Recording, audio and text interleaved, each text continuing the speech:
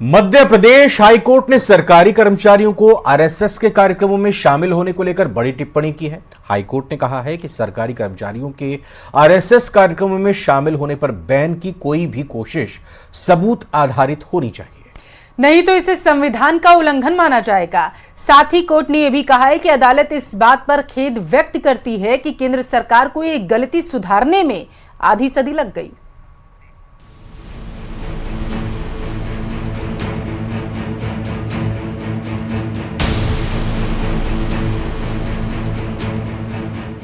अफसोस है कि केंद्र को अपनी चूक का एहसास होने में 5 दशक लग गए। ये टिप्पणी एमपी हाईकोर्ट की है। हाईकोर्ट ने सरकारी कर्मचारियों के आरएसएस के कार्यक्रमों में शामिल होने पर लगाई गई रोक पर ये टिप्पणी की है। केंद्र सरकार ने हाल ही में ये रोक हटा दी है। इस फैसले की विपक्ष आलोचना भी कर रहा है, लेकिन इस बीच एमपी हाईकोर्ट की ये बड़ी टिप्पणी आई है।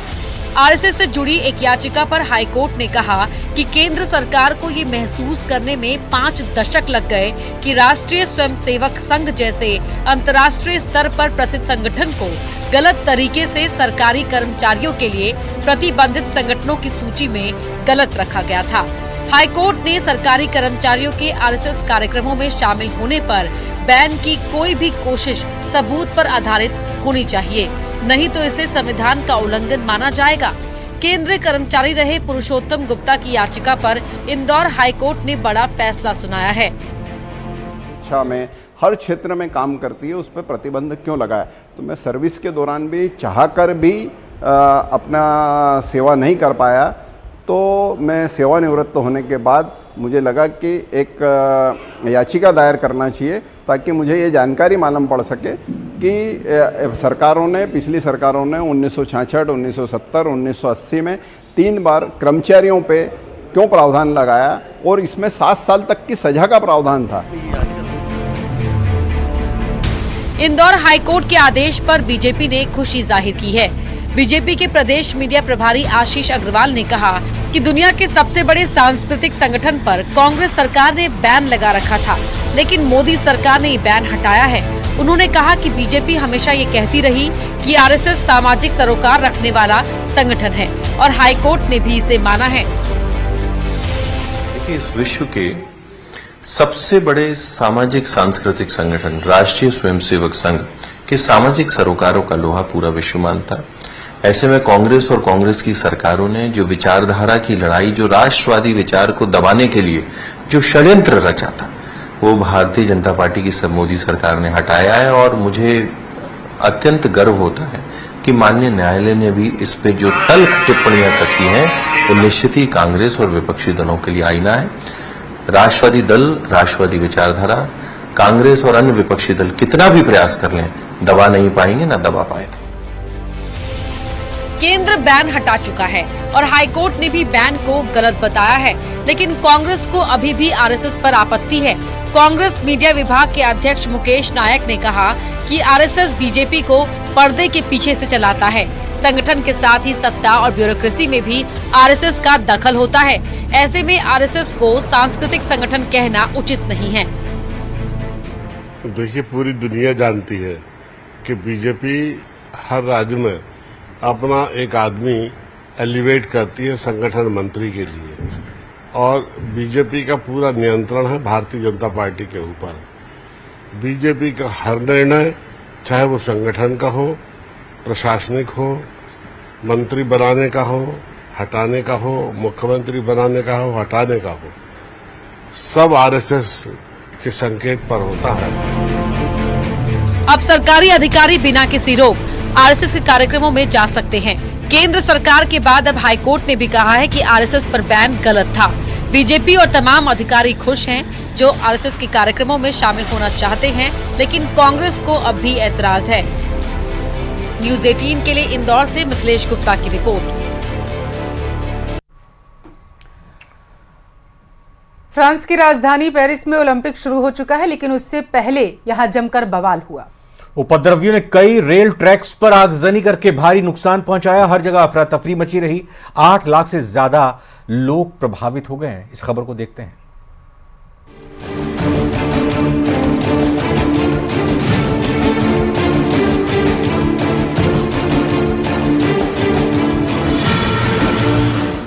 तरफ ओलंपिक में हिस्सा लेने के लिए दुनिया भर से खिलाड़ियों का जमावड़ा लगा है, तो वहीं ओलंपिक खेलों से पहले फ्रांस में बड़ा बवाल हो गया है।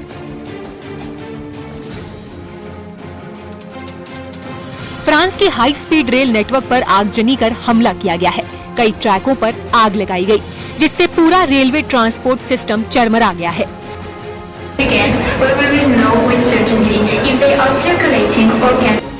स्टेशनों पर लोग फंसे हुए दिखाई दे रहे हैं। हर किसी के माथे पर शिकन नजर आ रही है।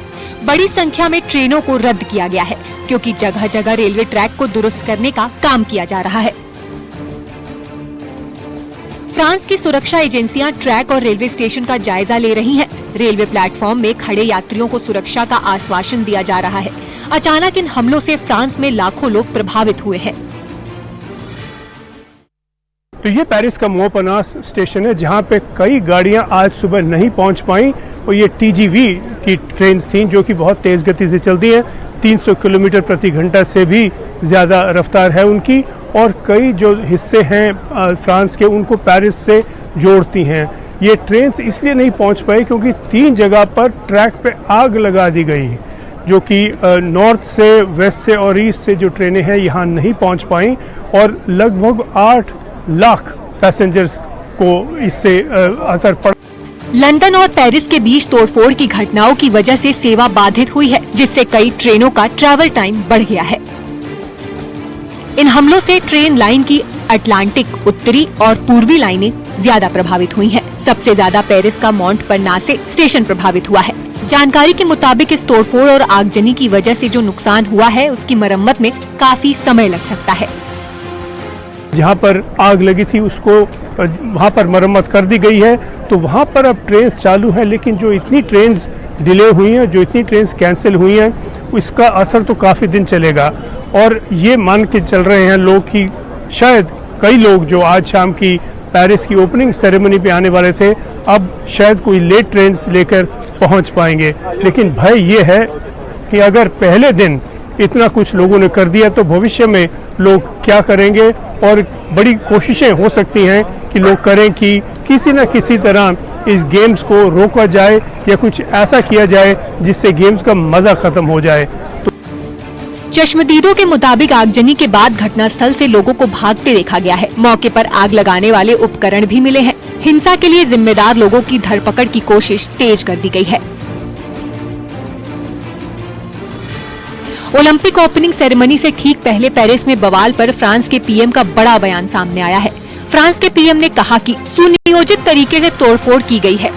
अब देखना अहम होगा कि रेल नेटवर्क पर किए गए इस हमले का ओलंपिक खेलों पर कितना असर पड़ता है। Bureau report, news 18। इधर महाराष्ट्र में मानसून जमकर बरस रहा है। शहर के शहर पानी में डूबे हुए हैं। वहीं रायगढ़ के पास समंदर की लहरों में एक मालवाहक जहाज फंस गया। इसमें 14 लोग सवार थे। इसके बाद कोस्टल गार्ड ने बड़ा रेस्क्यू ऑपरेशन चलाया है।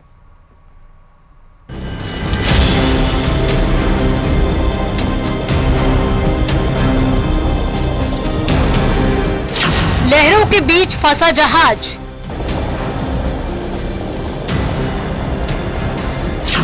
फंसे लोगों को बचाने आया हेलीकॉप्टर।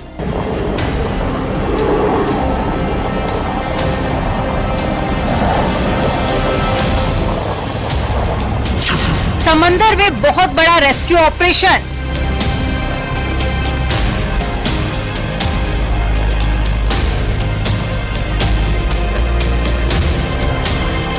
आसमानी सितम से गांव शहर सब पानी में समा गए हैं। महाराष्ट्र में भी आसमानी कहर दिखाई दे रहा है। पुणे शहर में तो सड़कों पर दरिया बह रहा है। समंदर में भी ऊंची ऊंची लहरें उठ रही हैं। उसका शोर डराने वाला है। महाराष्ट्र के रायगढ़ जिले में अलीबाग तट के पास में समंदर की लहरों ने एक मालवाहक जहाज का रास्ता रोक लिया। उफनती लहरों ने जहाज पर पूरी तरह से ब्रेक लगा दिया। समुद्र में उठे तूफान के बीच में एक स्टील कंपनी के मालवाहक जहाज का इंजन खराब हो गया था। जहाज में चालक दल के 14 सदस्य सवार थे। सभी की जान खतरे में पड़ गई। सभी की आंखों के सामने अंधेरा छाने लगा। कोई चमत्कार ही समंदर से निकाल सकता था।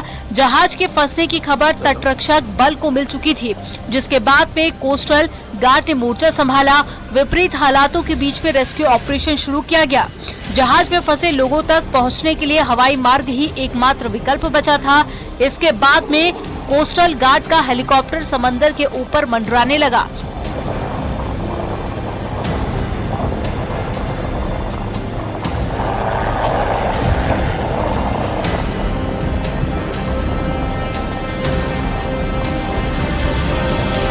हेलीकॉप्टर को देखकर जहाज में फंसे लोगों की जान में जान आई। इसके बाद में हेलीकॉप्टर मालवाहक जहाज के डेक पर उतरा और फिर शुरू हुआ वहां से लोगों को निकालने का सिलसिला। हेलीकॉप्टर से एक एक करके सभी लोगों को सुरक्षित अलीबाग के तट पर उतारा गया। इस तरह से सभी 14 लोगों की जान बच गई। इस मिशन में कोस्टल गार्ड के अलावा रायगढ़ पुलिस भी शामिल रही। बचाए गए लोगों ने बताया कि बचने की उम्मीद बहुत कम रह गई थी। समंदर में तेज हवाएं चल रही थी। मौसम खराब होने की वजह से दिखाई भी कम देने लगा था।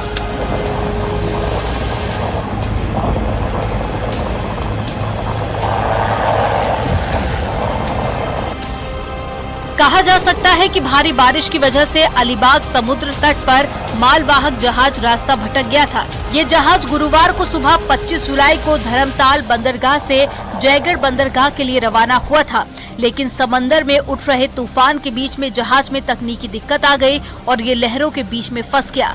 जहाज कोलाबा जिले से कुछ दूरी पर फंस गया था।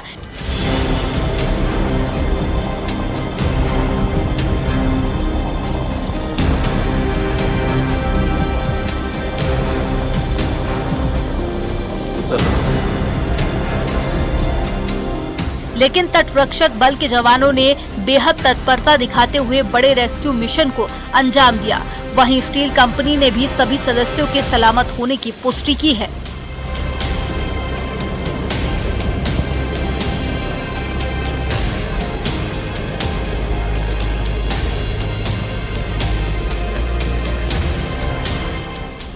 Bureau report news 18।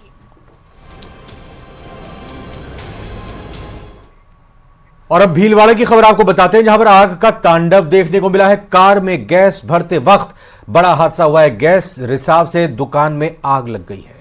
बताया जा रहा है कि आग की चपेट में कार भी जलकर खाक हो चुकी है। कड़ी मशक्कत के बाद हालांकि आग पर काबू पा लिया गया है।